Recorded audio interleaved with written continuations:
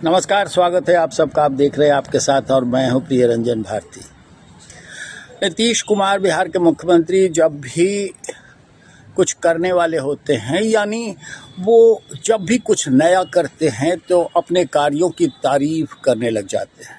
और अभी प्रगति यात्रा के दौरान वो अपने काम गिना रहे हैं और खुशियां बटोर रहे हैं। वो ज़्यादा से ज़्यादा ये इजहार कर रहे हैं कि उन्होंने ये काम कर दिया, उन्होंने जो कर दिया वो माइलस्टोन है, वो अजूबा है।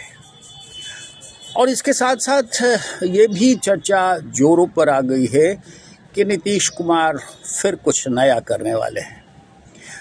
इधर हलचल तेज है।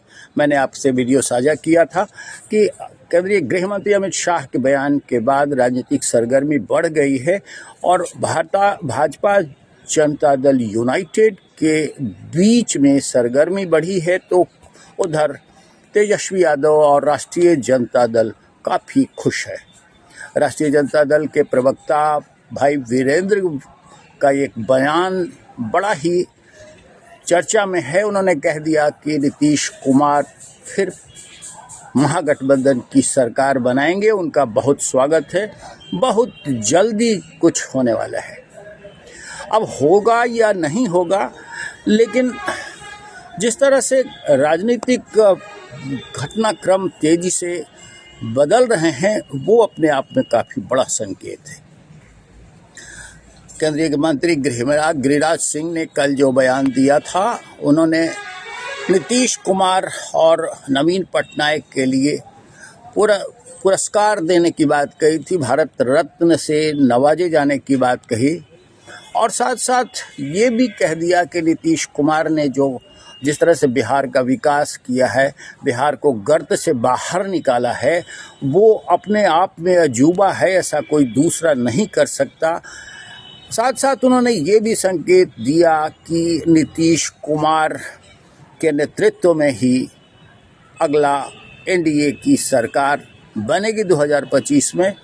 ये उनकी बात इस तरह से है कि कहीं उनके बयान का अनर्थ न लगा लिया जाए, इसलिए उन्होंने जोर देकर कहा। और अमित शाह के बयान के बाद भारतीय जनता पार्टी नेता लगातार जिस तरह से बयानबाजी कर रहे हैं, नीतीश कुमार को ही नेता बता रहे हैं, लेकिन नीतीश कुमार चुप्पी साधे हुए हैं और राष्ट्रीय जनता दल में खुशी की लहर है।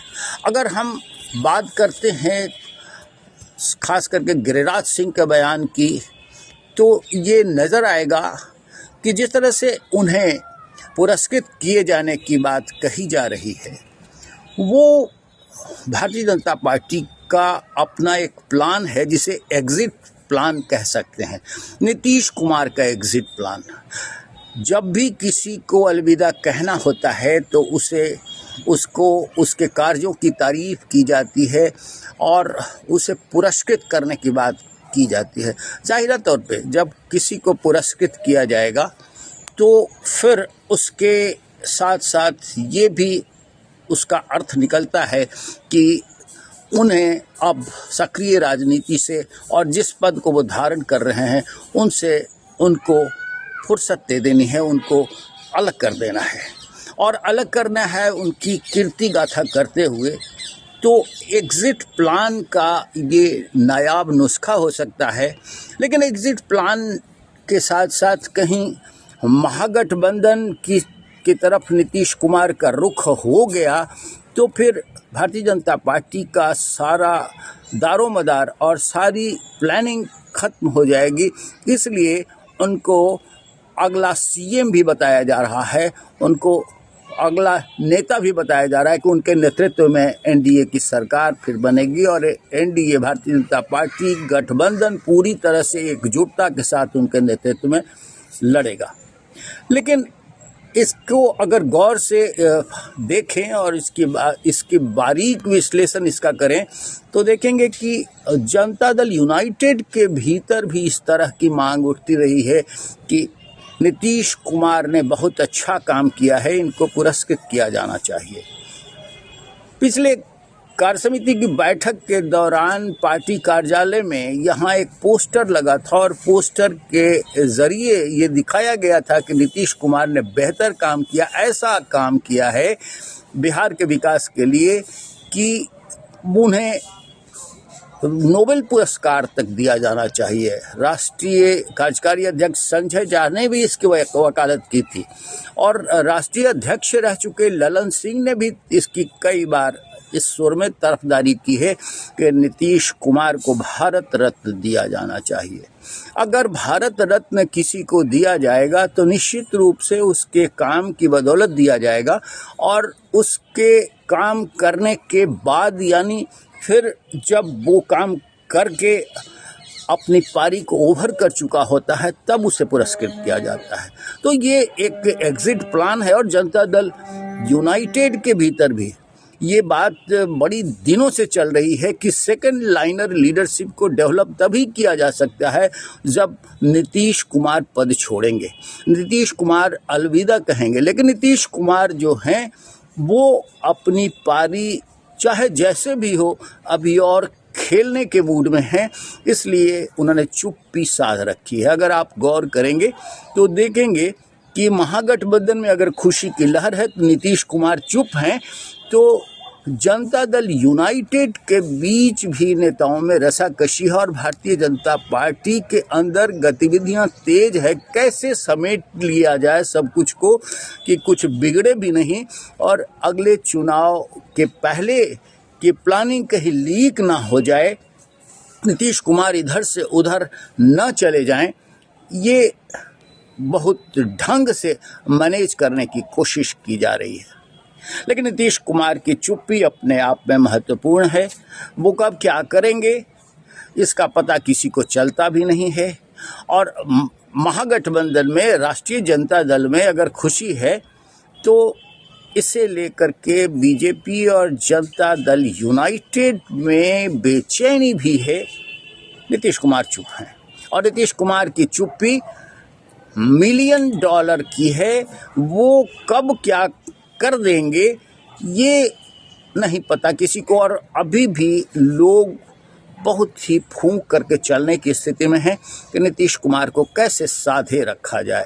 कल मैंने आपके साथ वीडियो साझा किया था कि आरिफ मोहम्मद खान को राज्यपाल बना करके भारतीय जनता पार्टी ने एक सधी हुई राजनीति का कदम चला है और इससे ना सिर्फ मुसलमानों की एग्रेसिव वोटिंग को कंट्रोल करेंगे बल्कि नीतीश कुमार को भी साधने की बहुत हद तक कोशिश करेंगे। अब नीतीश कुमार की प्रगति यात्रा जब आखिरी दौर में होगी, वो लौटकर पटना आएंगे, तब राजनीतिक सरगर्मियां और तेज हो जाएंगी, बढ़ जाएंगी और वो नए साल का यानी 2025 का शुभारंभ होगा। नए साल के शुभारंभ के साथ साथ नई राजनीतिक गतिविधियां तेज होंगी। विधानसभा चुनाव की फील्डिंग तो अभी से सबने शुरू कर दी है और नीतीश कुमार ने कहीं ज़्यादा आक्रामकता के साथ कर दी है और वो जब अपने काम की तारीफ कर रहे हैं, अपने काम की कड़ियों को गिना रहे हैं, तो वो निश्चित रूप से अगली कतार की फील्डिंग कर रहे हैं और ये फील्डिंग उनकी ऐसी वैसी नहीं होती है, ये बहुत सधी हुई होती है। वो मैं बार बार वही कह रहा हूँ कि इनके अगले कदम की बाट हर कोई जोह रहा है। भाजपा का केंद्रीय नेतृत्व भी बहुत फूंक करके चल रहा है और कि नीतीश कुमार कब क्या कर दें। अब देखना महत्वपूर्ण यही होगा कि नीतीश कुमार करते क्या हैं। जब प्रगति यात्रा उनकी संपन्न होती है तो वो क्या करेंगे ये वही जानते हैं, लेकिन ये भारतीय जनता पार्टी भी बखूबी जानती है कि जब भी वो कुछ करने वाले होते हैं तो एकदम से मौन साध लेते हैं और सिर्फ अपने कामों को गिनाने लग जाते हैं। देखिए होता क्या है।